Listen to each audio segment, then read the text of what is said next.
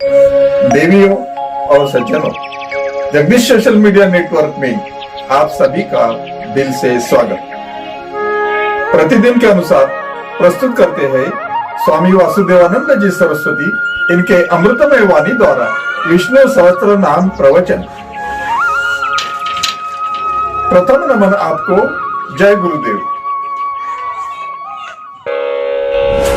श्री विष्णु सहस्त्रनाम ज्ञान यज्ञ प्रवचन क्रमांक 299, श्लोक क्रमांक 44 और नाम क्रमांक 283।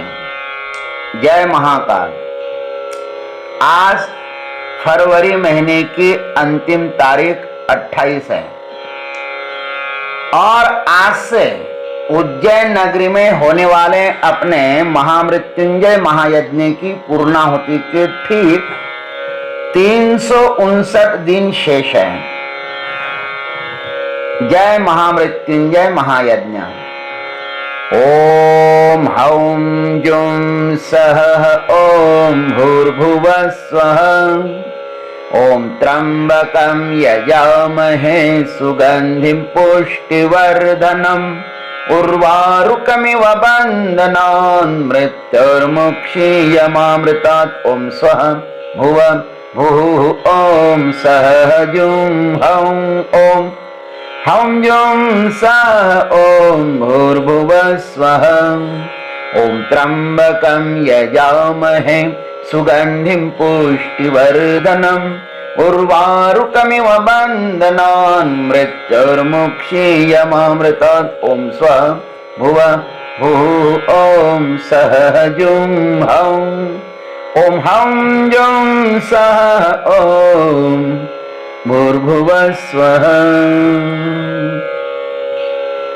समस्त जन कल्याणि निरतं करुणामयम् नमामि चिन्मयं देवं सद्गुरुं ब्रह्मविद्वरं शान्ताकारं भुजगशयनं पद्मनाभं सुरेशं विश्वाधारं गगनसदृशं मेघवर्णं शुभांगं लक्ष्मीकान्तं कमलनयनं योगिभिर्ध्यानगम्यं वन्दे विष्णुं भवभयहरं सर्वलोकैकनाथम्।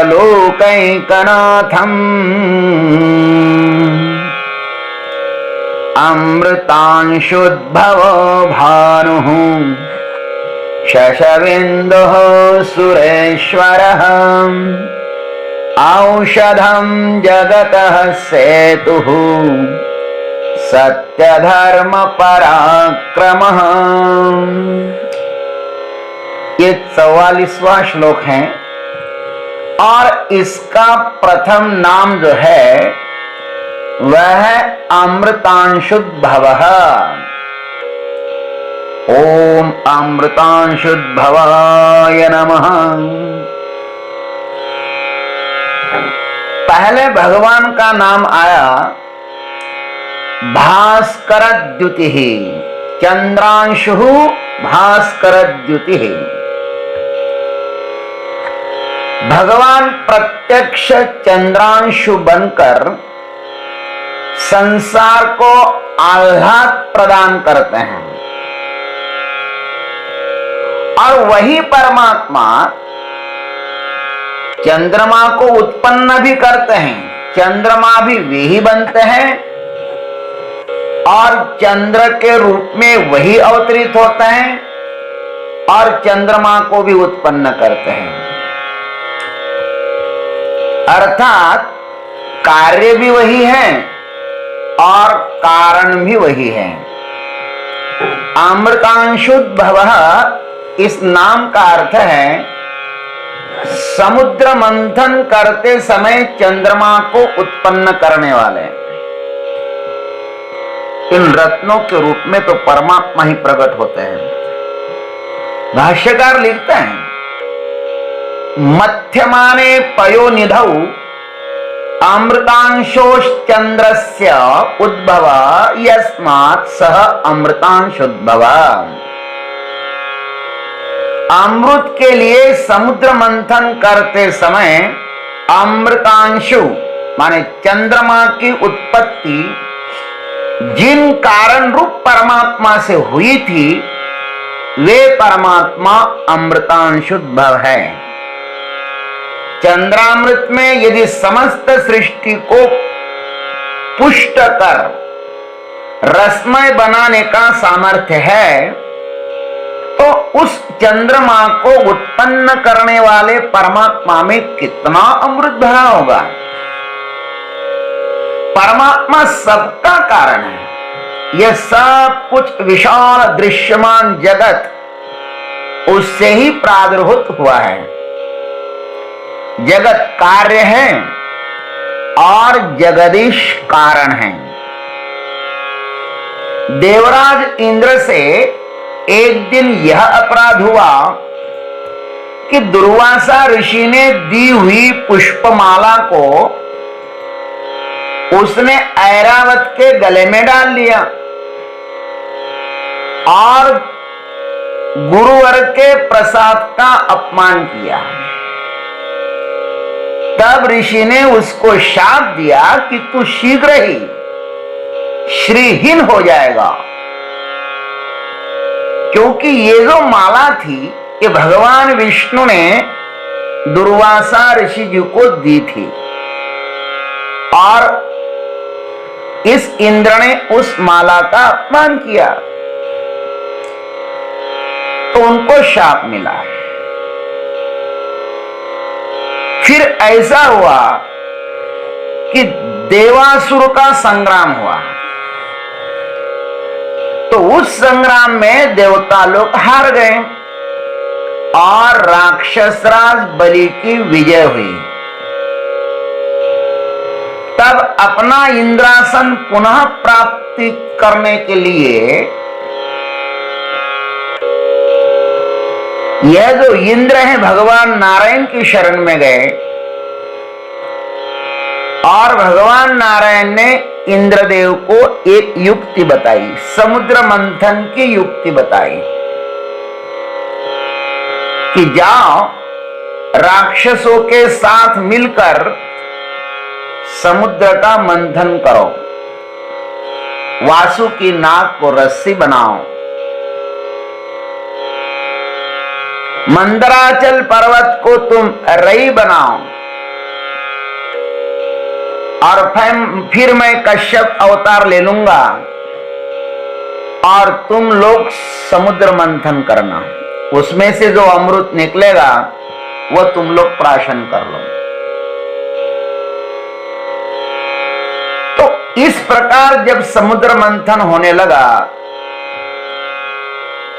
तो समुद्र मंथन में 14 रत्नों की प्राप्ति हुई।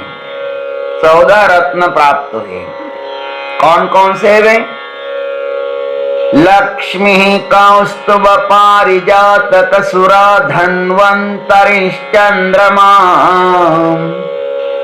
धेनु कामदुधा सुरेश्वर गजो रंभादि देवांगना अश्वः सप्तमुख विषम हरिधनु शंखमृतं चाम्बुधे रत्नानीति चतुर्दशं प्रतिदिनं कुर्वन्तु मङ्गलम्। श्रीमणिरम्भावारुणी श्रीमणिरम्भावारुणी अमी शंख गजराज कल्पद्रुम शशिधेनुधनु धन्वंतरे विश्वव्याज। इस प्रकार समुद्र मंथन से इन 14 रत्नों की प्राप्ति हुई और इसमें से एक चंद्रदेव भी प्रकट हुई।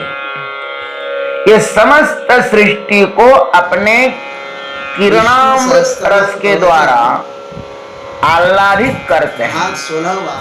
परमात्मा में चंद्रमा जैसे न जाने कितने अनगणित अद्भुत रहस्य छिपे हुए हैं। सर्वस्मिन् सर्वम् भगवान तो अद्भुत है, भगवान में सब रहस्य, वो तो रहस्यों का भंडार है, खजाना है। तो यदि देखा जाए सर्वस्मिन सर्वम, इस न्याय से देखा जाए तो चंद्रमा का अंश हमारे भीतर भी विद्यमान है। ये हमारा मन जो है ना, ये जो मणिराम है ना, यही चंद्रमा का अंश है। जैसे चंद्रांशु माने चंद्र किरण अनंत होते हैं, वैसे ही हमारे मन की भी अनंत वृत्तियां हैं। इन वृत्तियों के द्वारा मन हमारा सिंचन करता रहता है, हमेशा उनका मंथन शुरू ही रहता है। इसलिए तो अर्जुन इसको प्रमाथि कहते, प्रमाथि बलवत् दृढ़म चंचलम ही मन कृष्ण प्रमाथि बलवत् दृढ़म।